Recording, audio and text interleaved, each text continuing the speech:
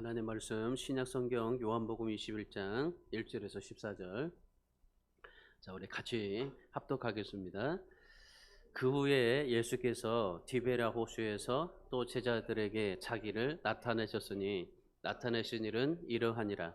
시몬 베드로와 디도마마 하는 도마와 갈릴리 가나 사람 나다니엘과 세베대의 아들들과 또 다른 제자 둘이 함께 있더니 시몬 베드로가 나는 물고기 잡으러 가노라 하니 그들이 우리도 함께 가겠다 하고 나가서 배에 올랐으나 그날 밤에 아무것도 잡지 못하였더니 날이 새어갈 때에 예수께서 바닷가에 서셨으나 제자들이 예수이신 줄 알지 못하는지라.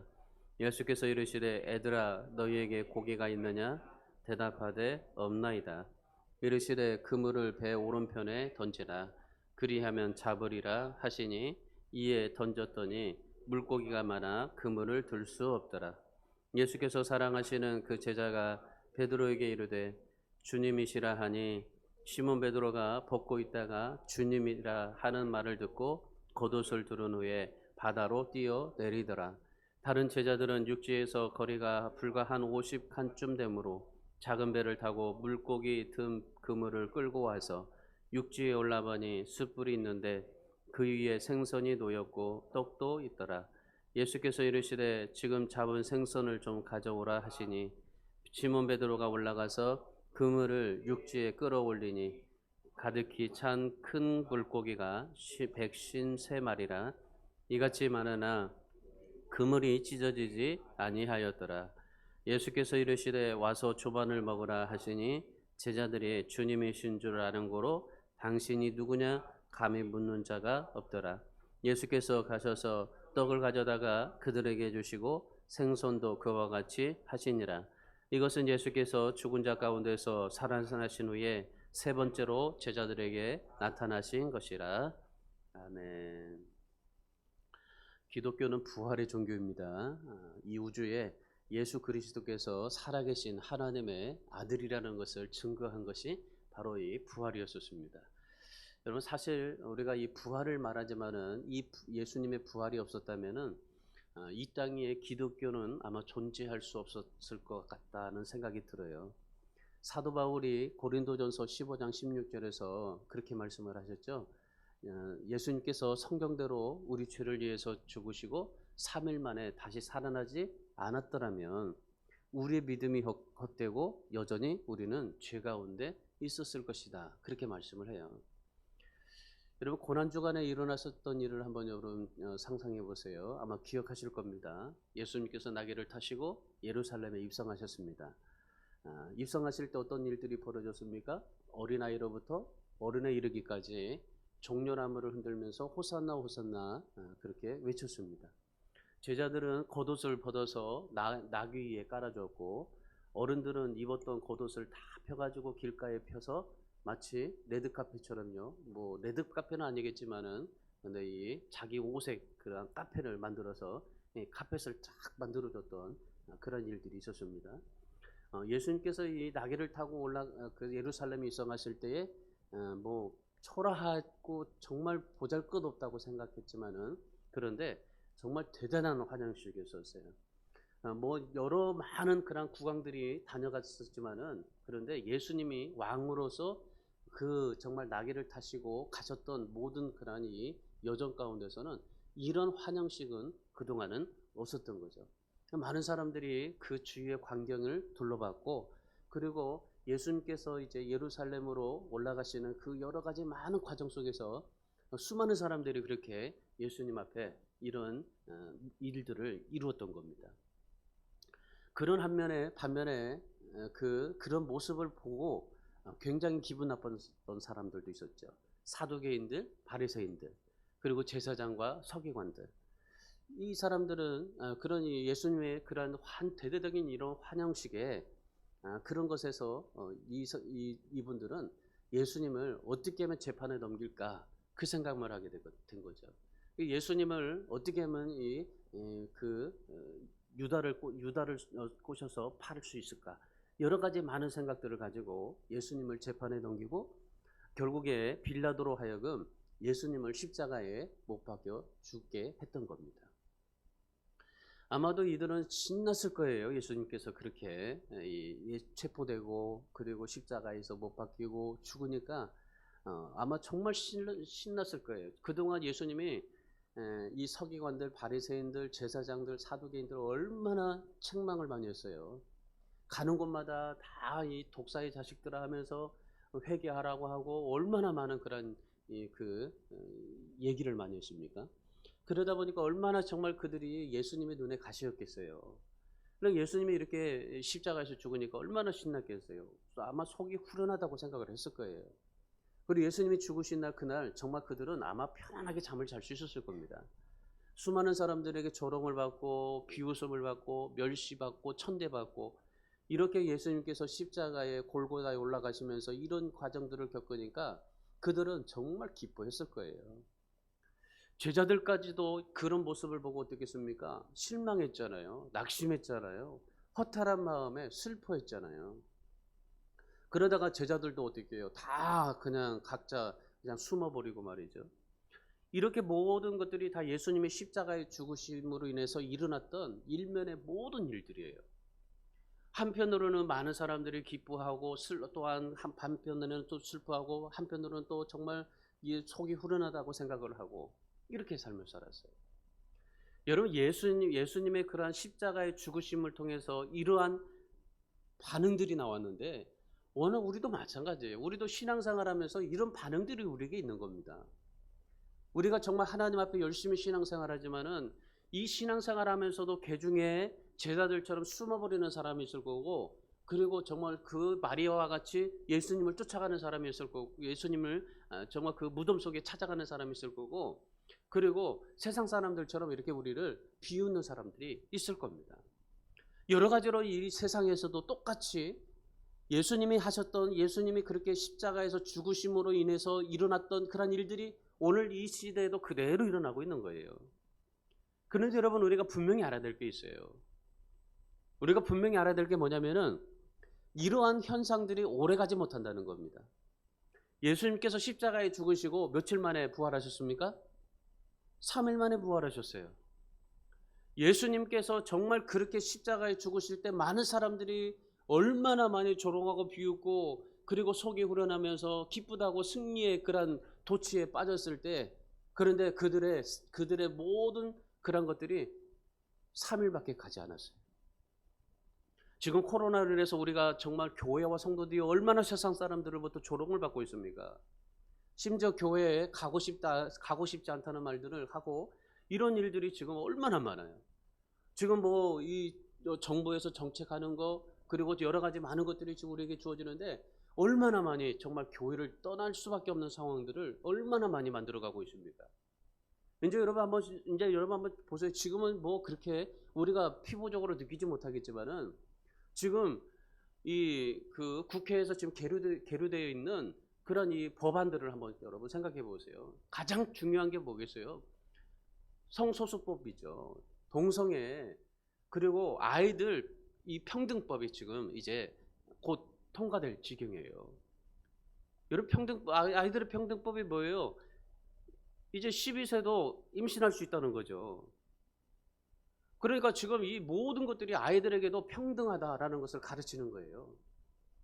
그러니까 아이들에게도 이제 그 서로가 남자는 남자끼리 여자는 여자끼리 사귈 수 있는 그런 것들이 이루어지게 되는 거예요.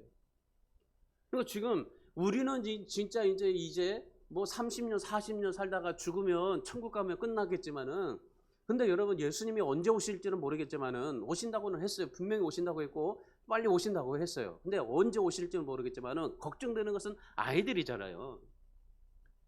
우리 아이들이 정말 이렇게도 우리가 힘든데 이렇게 우리가 정말 신앙생활하기도 너무나 힘든데 지금 이제 30년 40년 후에 아이들을 한번 생각해 보세요.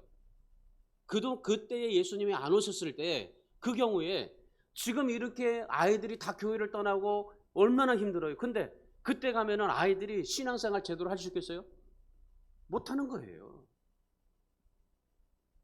진짜 우리가 지금 울어야 될 때가 바로 이거예요. 우리가 하나님 앞에 얼마나 신앙생활 잘해서 우리가 얼마나 많이 축복을 받느냐 이것도 우리에게 중요하겠지만은 그런데 진짜 우리의 믿음을 지키고 신앙을 지키고 하나님 앞에 살아갈 수 있는 그러한 하나님의 백성들의 삶이에요. 여러분 이제 아이들, 여러분 손자 손녀들이요 참 걱정되는 때잖아요. 그렇다면 우리가 해야 될 게 뭐겠어요? 아이들에게 예수 그리스도를 가르쳐야 되잖아요. 아이들에게 예수님을 알게 해주고, 그리고 아이들에게 그런 하나님 앞에 신앙생활하게 만들어야 됩니다. 우리가 이렇게 코로나로 인해서 많은 그러니 교회와 성도들이 세상으로부터 조롱받고 있지만, 그런데 여러분 그거 하나 아십시오. 이거 멀지 않아서요 반드시 또 교회는 일어나게 되게 되어 있어요. 아무리 정부에서 뭐라고 해도, 아무리 코로나가 우리를 이렇게 정말 삼킨다고 해도 여러분 반드시 다시금 교회는, 성도들의 신앙은 일어나게 될 줄 믿습니다. 벌써 시간 가는 줄도 모르게 우리가 코로나를 접한 지가 벌써 15개월이 됐네요. 우리 집사님 기도하면서는 15개월이 또 15개월이 이렇게 지났나 싶은 정도로 참 그렇게 빨리 지났던 것 같아요. 오늘 본문의 말씀에 보시면은 부활하신 주님께서 디베라 바다에 고기를 잡고 있는 제자들에게 나타나십니다. 여기에 지금 고기를 잡고 있는 제자들은 본래가 어떤 그런 출신입니까? 어부 출신들이에요. 3년 동안 주님을 따라다니면서 그물을 놓기는 했지만은, 그래도 여기 지금 있는 제자들은 그 잔뼈가 굵은 그런 어부 출신들이에요. 고기를 잡는다는 것은 굉장히 쉬운 일이었습니다. 3절의 말씀에 보면은 베드로가 고기를 잡으러 간다고 했어요. 베드로가 고기를 잡으러 간다니까 다른 제자들이 뭐라고 말합니까? 우리도 함께 가자, 이렇게 얘기를 하는 거예요. 그러니까 이 제자들은요 지금 너무 어부였기 때문에, 어부에 그냥 수사하는 박사들이잖아요. 그러니까 어디에 고기가 있고 어디에 포인트고 어디가 뭐 있다는 거 다 알아요. 그러니까 고기를 잡는데 문제될 것이 별로 없었어요. 왜냐하면 골라가면서 포인트를 찾아서 고기를 잡기 때문에. 그런데 이상하게도 그물을 던졌는데도 잡히지가 않아요. 3년 동안 그물을 던지지 못하고 고기를 잡지 않아서 고기들이 어떻게 됐나라는 그런 의심이 들 정도로, 3년 동안 떠나 있으니까 이 고기들도 어떻게 다 죽었나 하는 그런 아마 여러 가지 많은 그런 이 상상들이 그들에게 있었을 거예요. 열심히 고기를 잡았는데 아무것도 잡히지가 않아요. 그러다 보니까 밤새도록 고기를 잡았어요. 밤새도록 고기를 잡았지만 한 마리도 잡지를 못했어요. 여러분 한번 생각해 보세요. 이 고기를 못 잡았으면 우리는 포기하고 그냥 집에 갔을 것 같은데, 그런데 이 제자들은 밤새도록 고기를 잡아요.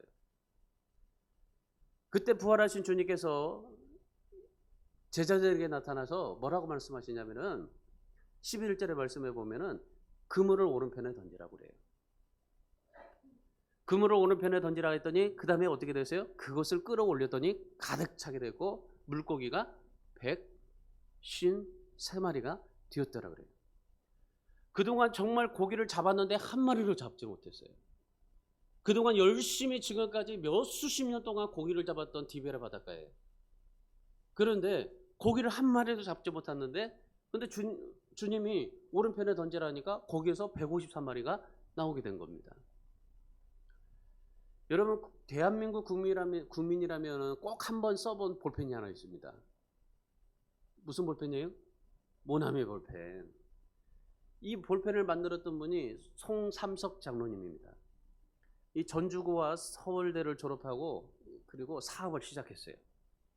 6개월을 거치고 사업을 하면서 실패를 거듭하고 계속적으로 실패를 했어요. 너무 실패하니까 다 포기하고 싶었어요. 그러다가 어느 날 성경을 보다가 베드로가 잡은 이 153마리의 고기를 본 거예요. 그 전에 늘 봤던 말씀이에요. 그 전에 늘 말씀을 보시고 계속 그렇게 말씀 속에서 베드로가 고기를 150마리에서 잡았다, 정말 그런 기적을 이렇게 봤다, 여러 가지 많은 걸 봤는데, 그런데 이분이 자기가 실패를 하고 또 실패 속에서 정말 고통받고 기도하면서 보다가 성경 말씀을 보니까 그게 딱 떠오르게 된 거예요. 그래서 우리가 성경 보라는 이유가 바로 그겁니다. 우리가 늘 성경을 매일매일 봐요. 매일매일 보지만은 매일매일 봐도 모르겠다라고 해도 괜찮아요. 매일매일마다 성경을 봐도 깨달지 못하겠다고 생각해도 괜찮아요. 근데 매일매일 보다가 내가 그때 매일매일 봤던 말씀인데도 그 말씀 하나가 내게 꽉 눈에 들어올 때가 있어요. 그게 하나님께서 주시는 말씀이죠.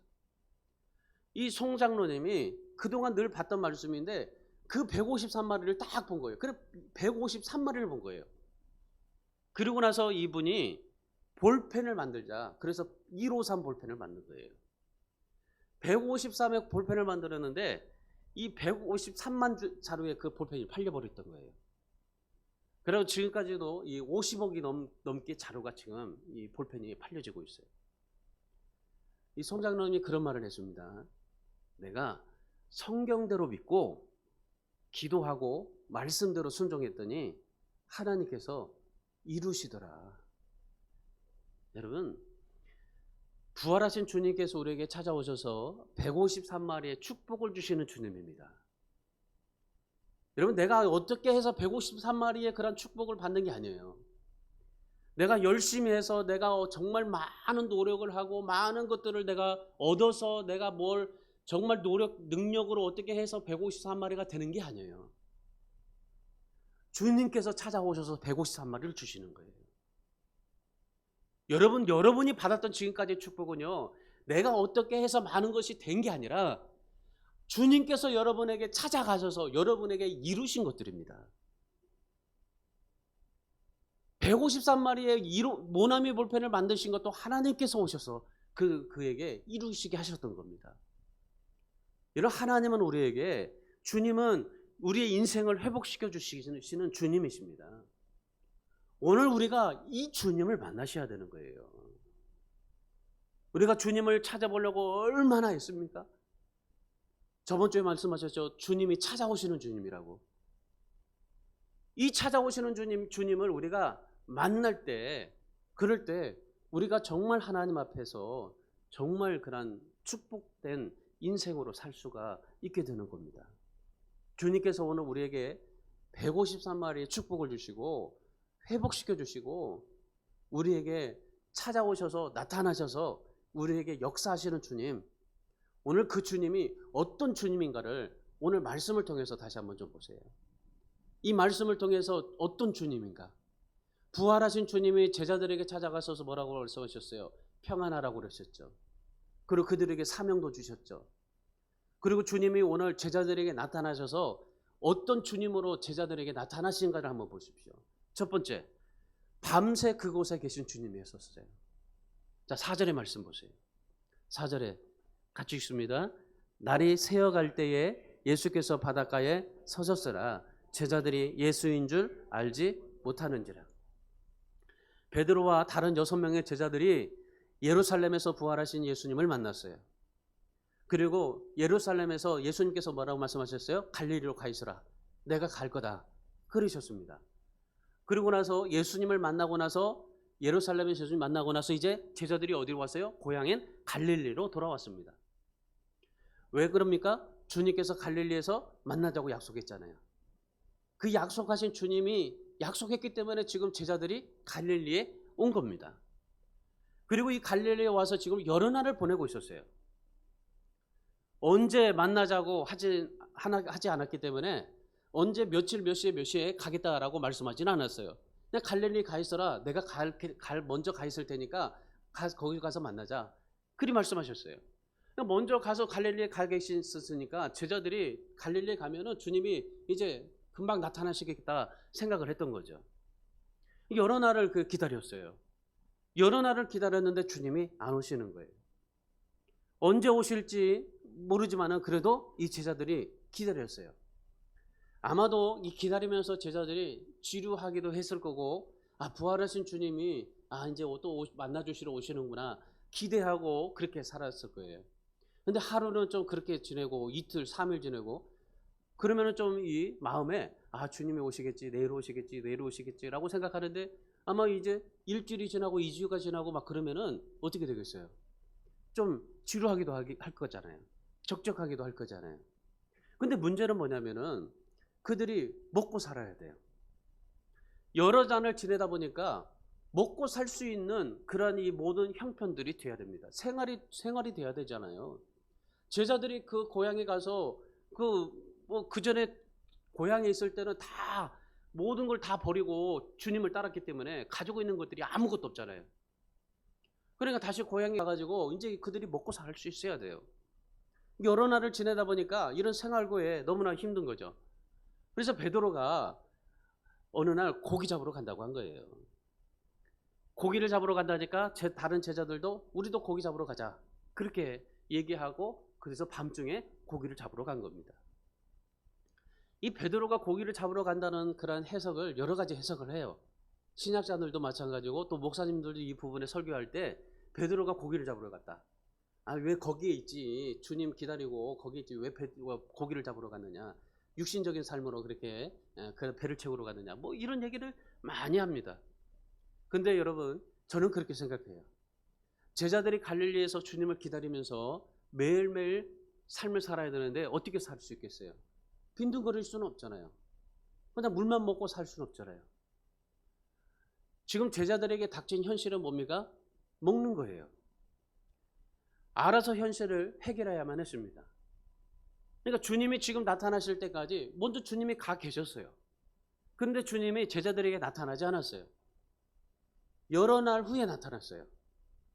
여러 날 동안에 제자들이 해결할 수 있는 것은 먹을 거예요. 현실을 먹을 것을 생각해야 할 수밖에 없어요. 그러니까 베드로가 이 생활비를 충당하기 위해서 고기를 잡으러 간 거예요. 고기를 잡아서 먹을 것 하고 또 고기를 팔아서 이제 또 그 돈으로 쓰게 되고, 그러니까 물고기를 잡으러 간 겁니다. 그러니까 다른 제자들도 이제 같이 가게 된 겁니다. 죽음을 이기시고 부활하신 주님께서 갈릴리에 가시겠다고 했고, 그 주님께서 지금 이 제자들이 하는 것들을 보고 계시는 거예요. 제자들이 밤새 고기를 잡는데 거기에 주님께서 뭐 하셨어요? 육지에 서서 밤새도록 고기 잡는 것들을 주님이 보고 계신 거예요. 여러분 한번 상상해 보세요. 주님께서 제자들이 밤새도록 고기 잡는 것들을 보면서 주님이 그 모습을 그대로 지켜보면서 5절의 말씀 보세요.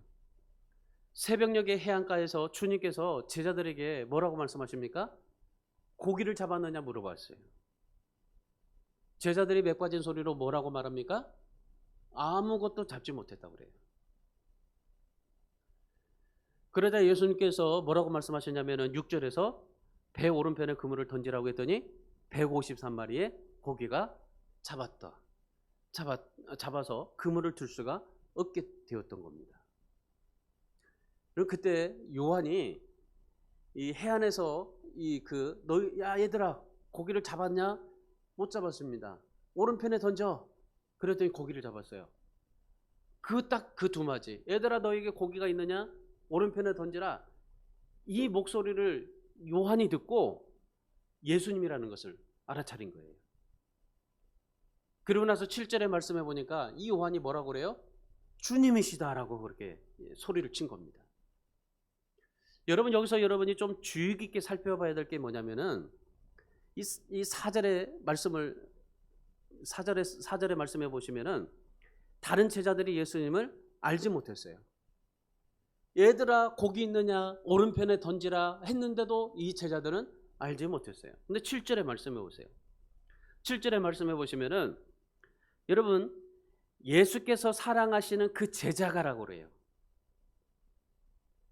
예수께서 사랑하시는 그 제자. 예수님을 사랑하는 제자가 아니라 예수께서 사랑하시는 그 제자. 여러분 우리가 예수님을 사랑하시는 제자가 아니라 예수님이 사랑하시는 제자인 겁니다. 그 사실을 아셔야 돼요.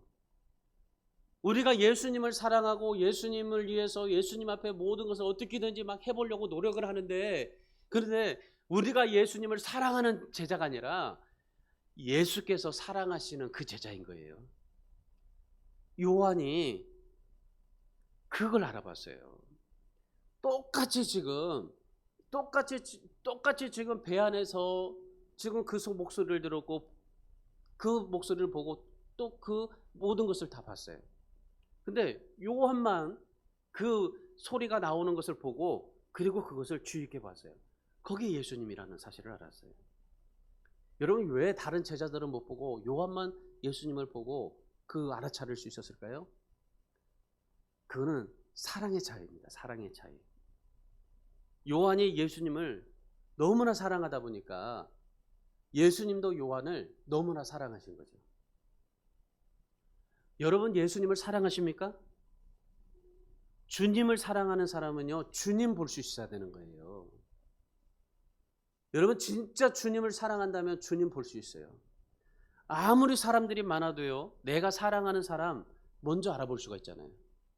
아이들도 보세요. 아이들도 놀이동산에 대공원에 한번 놀러 가보세요. 그렇게 수많은 아이들이 있는데도 목소리 들으면요, 내 자식이 어디 있는지 알아요.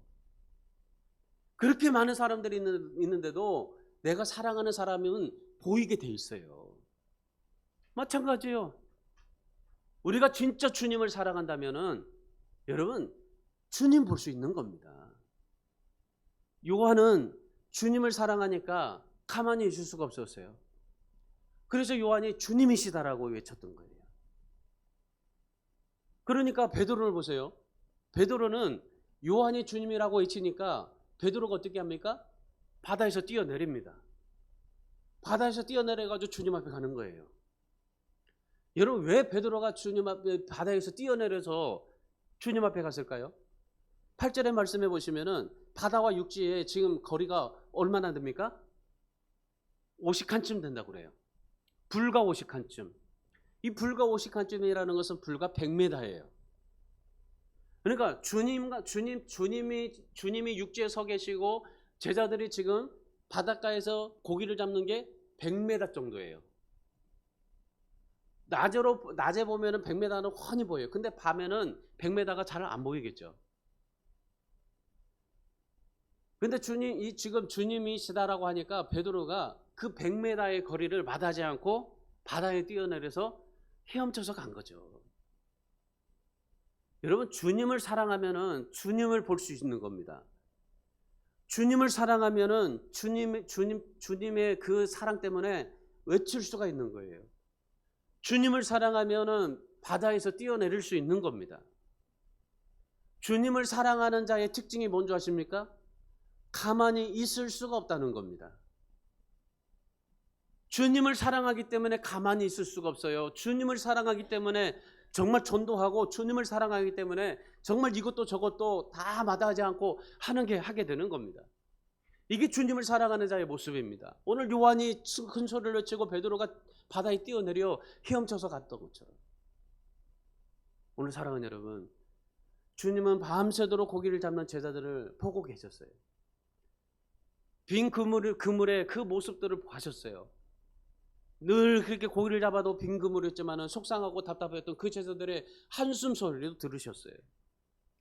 밤새도록 고기를 잡았지만 못 잡는 인생, 빈 그물인 인생, 허탈감에 빠졌던 제자들, 밤새도록 수고하고도 정말 뜬 눈으로 밤새면서 신음하고 있었던 그 정말 제자들의 모습 지켜보고 계셨던 겁니다. 여러분 오늘 부활하신 주님은 여러분에게 그렇게 보고 계시는 주님이십니다. 여러분 혼자라고 느끼시죠? 아니요. 주님이 여러분을 보고 계시는 겁니다. 그리고 고기를 잡는 그 제자들의 모습을 보시고 고기를 주셨던 것처럼 여러분의 모습을 보시고 주님께서 여러분에게 하나님의 놀라운 153마리의 기적의 축복을 준비해주고 계시고 있다는 사실입니다. 여러분 우리가 진짜 153마리의 기적을 보기를 원한다면은 준비하고 계시는 그 주님을 바라보고 믿고 의지하시고 그 주님을 사랑하시기를 주님의 이름으로 축원합니다. 두 번째는 우리의 그물을 채워주시는 주님이십니다. 6절의 말씀 보십시오. 6절에 다시 한번 우리 읽습니다. 이르시되 그물을 배 오른편에 던지라 그리하면 잡으리라 하시니 이에 던졌더니 물고기가 많아 그물을 들 수 없더라. 자 보세요. 이르시되 뭐라고 말합니까? 그물을 배 오른편에 던지라 그리하면 잡으리라. 자, 주님께서 말씀하셨어요. 그 그물을 오른편에 던지라라고 말씀하지 않았어요. 오른편에 던지라고 말하면 좀 뭔가 오른편에 왜 던지라고 할 수 있겠죠. 그런데 오른편에 던지라 그러면 잡으리라고 그랬어요. 여러분, 주님은 우리에게 이렇게 원하시는 주님입니다. 우리에게 빈 그물을 채워주시는 주님은 오른편에 던져라 그리하면 잡으리라는 거예요. 여러분, 잡으려면 어떻게 해야 돼요? 그리하면이 돼야 되는 거예요. 그리하면. 우리에게 절대적으로 그리하면 안 되면요, 우리가 잡을 수가 없어요. 던지라 그리하면 잡으리라. 이 말씀을 자세하게 보면요, 밤새도록 고기를 잡아도 한 마리를 잡지 못하는 주님께서 뭐라고 말씀하셨어요? 오른편에 던지라 그리하면 잡으리라. 무슨 말이에요? 말씀대로 순종하라는 겁니다. 말씀대로 순종해라. 어떠한 말씀이든지 그냥 순종해라. 그러면 잡으리라. 그래서 제자들이 말씀에 순종해서 그대로 던졌습니다. 한 번도 지금 잡지 못했어요. 오른편에도 던져봐서 수없이 던져봤어요. 오른편에 던져봤어요. 포인트가 있어서 던져봤는데 잡지는 못했어요. 그런데 주님께서 오른편에 던지라? 아니, 오른편에 던져봤는데 수없이 잡아봤는데 없었는데 또 던져? 그래도 던졌어요. 그랬더니 153마리의 고기가 잡혔어요. 여러분, 한번 상상해 보세요. 그 그물에 153마리의 고기가 막 푸덕거려요. 그 모습을 정말 상상만 해도 얼마나 신이 날까요? 그렇게 고기를 많이 잡아서도 찢어지지가 않았습니다. 지금 제자들이 고기를 잡으러 간 건 뭐예요? 지금 제자들이 뭐 떼돈을 벌려고 고기를 잡은 게 아니잖아요. 그냥 생활에 그냥 먹고 살 수 있을 만큼의 그런 생활고를 지금 해결하고자 그냥 그물이 크지 않는, 그냥 단순하게 고기 몇 마리 잡아서 와가지고 배불리 먹고 살아갈 수 있으려고 그렇게 잡으러 간 거잖아요. 근데 그물이 얼마나 하겠어요? 쪼만하겠잖아요. 근데 그 그물이 그렇게 쪼만하고 153마리에 너무나 넘치는 그런 이 고기를 잡았는데도 그물이 찢어지지 아니하더라. 여러분, 주님을 위해서 빈 그물을 가지고 밤새도록 고통하고 고생하는 거, 여러분, 절대로 헛수고가 아니라는 것을 기억하시기 바랍니다. 주님을 위해서 이스라엘 백성들이 홍해가 갈라지는 기적을 봤어요. 물고기 2마리와 보리떡 5개로 5,000명을 정말 먹고도 남는 기적을 봤어요. 12년 동안 혈류병으로 고생하는 여인이 예수님의 옷자락을 만졌더니 혈류병이 낫는 기적을 봤어요. 여러분이 정말 주님을 위해서 수고하는 그 수고는요, 절대로 헛수고가 되지 않게 하십니다. 하나님께서. 기억하세요. 여러분, 정말 인생이 빈 그물이잖아요. 내가 지금 고기를 잡아도 밤새도록 잡아도 지금 빈 그물이잖아요. 내가 열심히 신앙생활을 해서도 정말 신앙생활 이렇게 열심히 했는데도 내가 믿음이 없다라고 생각하잖아요. 내가 정말 하나님 앞에 열심히 애쓰고 수고하고 노력하고 정말 교회를 위해서 봉사하고 헌신하고 애썼는데, 그런데 지금 이렇게 이루어진 것이 별로 없다라고 생각하잖아요.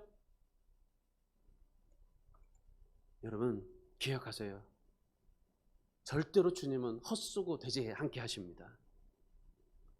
여러분이 그물을 던질 때마다 정말 마음에 짜증과 분노가 치밀어 오를 때, 내가 지금 이거 뭐 하고 있지?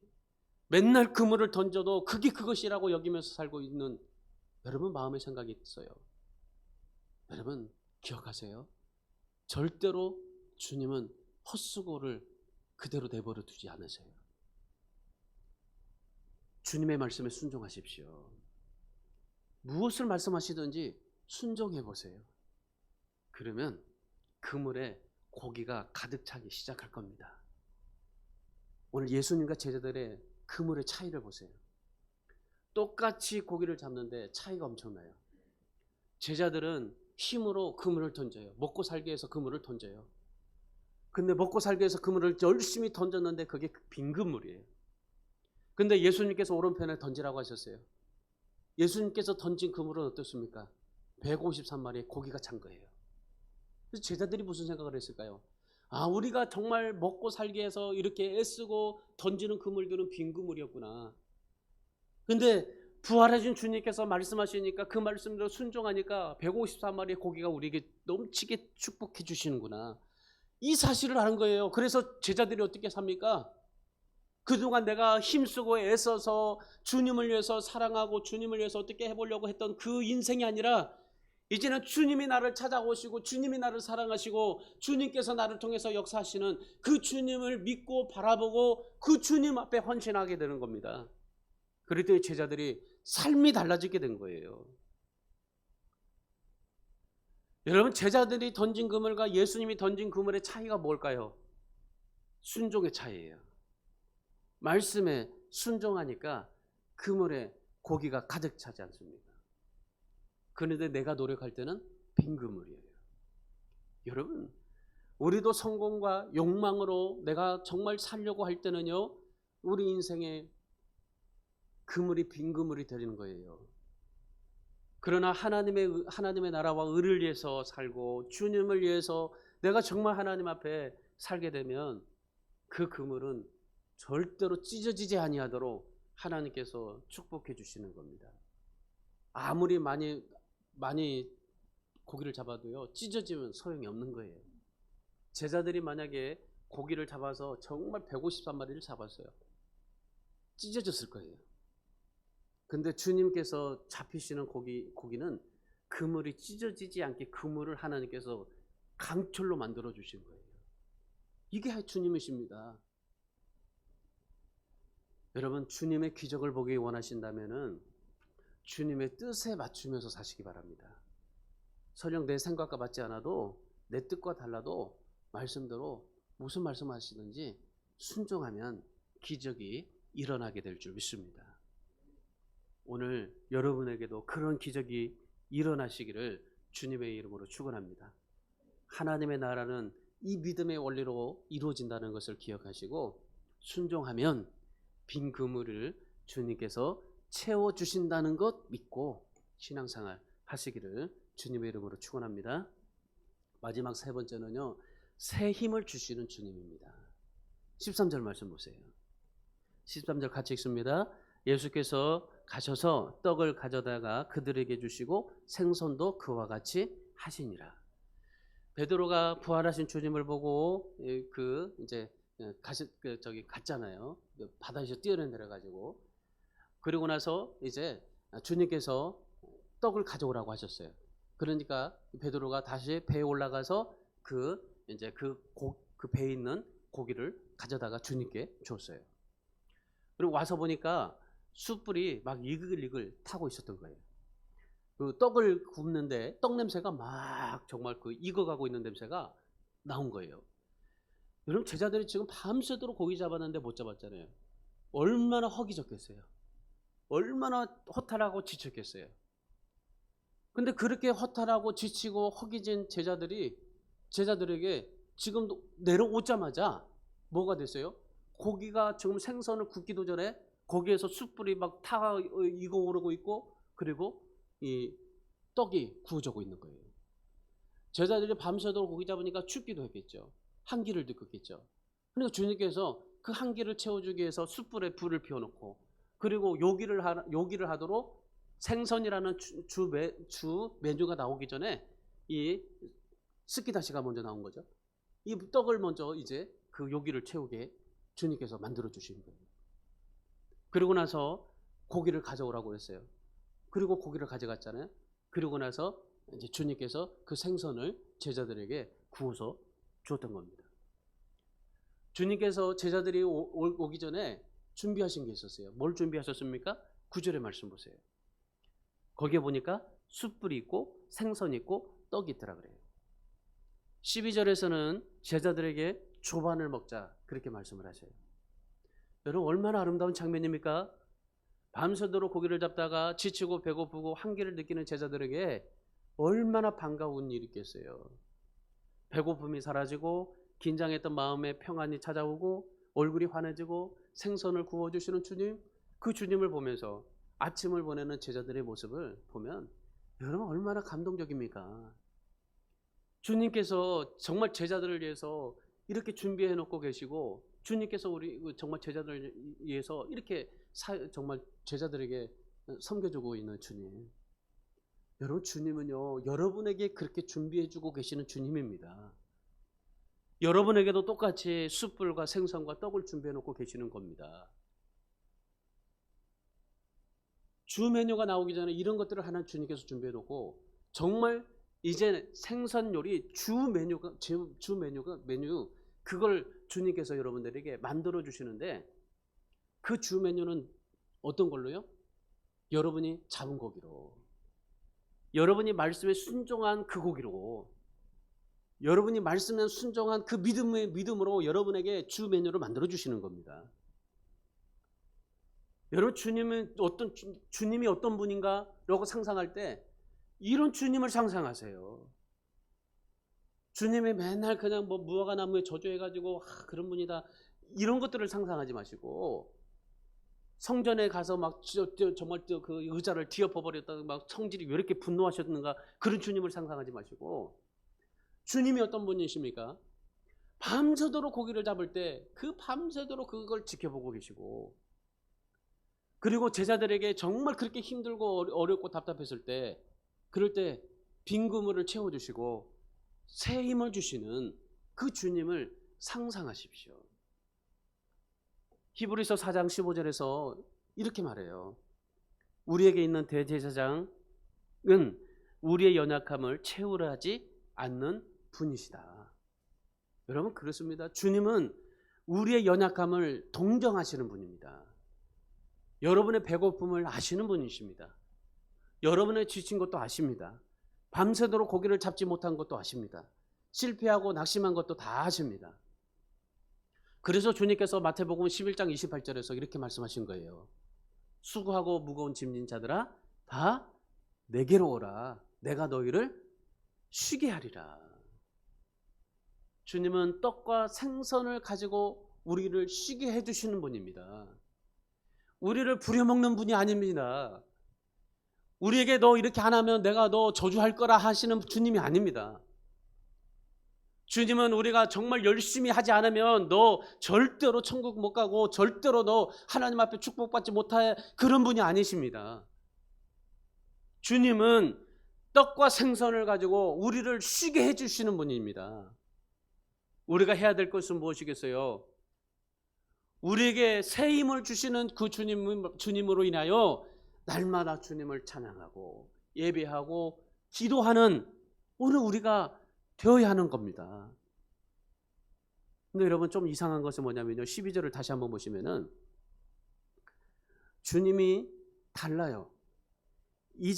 주님이 이전의 모습과 다른 모습으로 주님이 찾아오셨어요. 변형된 모습으로 찾아가셨는데 제자들이 누구냐고 묻지 않는 자가 없었더라. 왜 그랬을까요? 지금 이 주님이 살아계실 때 모습, 그리고 예루살렘에 나타나셨던 모습, 지금 다시 나타나셨던 모습이 다 달라요. 근데 제자들이 야, 이게 누구야? 라고 물어보질 않아요. 왜요? 그 주님만 봤기 때문에 그래요. 그 주님만 봤기 때문에. 여러분, 우리도 우리의 마음이 변하면 주님을 볼 수가 있는 겁니다. 그런데 여러분 안을 자세하게 들여다보면 주님이 여러분 안에 계심을 여러분이 정말 믿을 텐데, 그런데 주님을 믿지 못할 때가 있어요. 왜? 내 마음이 다르기 때문에 그래요. 여러분, 주님을 만나기 위해서 뭐 여러 가지 많은 것도 우리가 애쓰지만은, 그런데 주님이 나를 찾아오셔서 떡과 생선을 준비해 놓고 계시는 주님, 그 주님이 오늘 우리에게도 찾아오셔서 우리에게 떡과 생선을 준비하고 계시는 주님인 줄 믿습니다. 오늘 교회 정말 우리가 이렇게 애쓰고 수고하고 열심히 해도 여러 가지 많은 것들이 정말 여러 가지 왜 이렇게 힘드나라고 느껴지죠. 아니요, 우리가 수고하고 애쓰는 그 모든 수고는요 절대 주님이 헛되게 하지 않습니다. 오늘 주님이 우리에게 찾아오셔서 우리에게도 말씀하시고 떡과 생선을 준비해 놓고 계세요. 우리 주안의 교회를 위해서 떡과 생선을 준비하고 계시는 주님이십니다. 정말 그 주님을 바라보시고 우리가 정말 수고할 때 밤새도록 고기를 잡아도 못 잡았어도, 그러나 주님 앞에 열심히 애쓰고 수고할 때 주님께서 오늘 우리 가운데 찾아오시고 우리 교회를 통해서 하나님께서 정말 우리에게 힘과 위로를 주실 뿐만 아니라 우리의 상처를 회복해 주시고, 그리고 주님께서 우리에게 놀라운 생선과 떡을 준비해 주시고 우리에게 조반을 먹게 해주시는 주님이 우리의 주님이시고 우리 교회를 통해서 그렇게 또 하나님께서 축복해 주시게 될 줄 믿습니다. 오늘 주님이 제자들에게 찾아가셔서 제자들 안에 있는 모든 상처를 치료해주시고 힘을 주셨어요. 위로해 주셨어요. 그리고 사명을 주셨던 겁니다. 우리 사랑하는 성도 여러분, 우리가 빈 그물을 가지고 수고할 때 여러분, 주님은 항상 우리 곁을 떠나지 아니하고 밤새도록 지켜보시고, 그리고 그 고기를 준비해 놓고 계시고 떡과 생선까지도 조반을 준비해 주고 계시는 주님, 그 주님을 믿고 바라보고 의지하고 사시기를 바랍니다. 여러분, 누구에게나 다 숯불이 있어요. 고통과 상처들이 있어요. 이 숯불을 보면서 베드로는 어떤 생각이 들었을까요? 숯불을 쬐고 있을 때 주님을 3번씩이나 부인했던 그 상처가 생각났을 거 아니에요. 그리고 정말 그 제자들에게 그러한 이 생선을, 떡을 주면서 이 떡을 보면서 제자들은 무슨 생각을 했을까요? 마지막 최후 만찬 때 주님께서 떡을 주시면서 이게 내 살이다, 받아 먹으라 말씀하셨던 그 말씀이 생각났을 거 아니에요. 누구나 다 이렇게 상처가 있어요. 고통이 있어요. 눈물이 있어요. 아픔이 있어요. 그런데 여러분, 주님께서 우리에게 찾아오셔서 제자들에게 내가 죽으니까 너 왜 떠났어? 베드로에게 찾아오시자마자 너 회개해 라고 하지 않았어요. 주님께서 조반을 준비해 주시고 먹게 하시고 쉬게 하시고 힘을 주셨어요. 오늘 여러분, 오늘 우리에게 주님은 그런 주님이십니다. 여러분이 혼자 밤을 새워가면서 그물을 던져봐도 아무것도 건질 수 없을 때, 여러분의 노력이 숲으로 돌아갔을 때 오히려 소망이 있다는 것을 기억하십시오. 주님, 부활하신 주님이 그 옆에 계시고 그 주님을 볼 수 있기 때문입니다. 그래서 여러분, 외로워할 필요 없습니다. 여러분, 실패했다고 해도, 혼자라고 느낄 때도, 아플 때 여러분이 혼자 열심히 고생하면서 정말 애쓸 때 부활하신 주님이 여러분과 밤새도록 함께 계시다는 것을 여러분 기억하십시오. 숯불과 떡과 생선을 준비해 놓고 새 힘을 주신다는 것을 기억하십시오. 오늘 그래서 여러분이 정말 무엇이든지, 오른편이든지 기쁜 곳이든지 어디든지 주님께서 말씀하시는 대로 순종하셔서 여러분의 삶 속에 253의 기적이 나타나시고 주님과 함께하는 인생이 되기를 주님의 이름으로 축원합니다.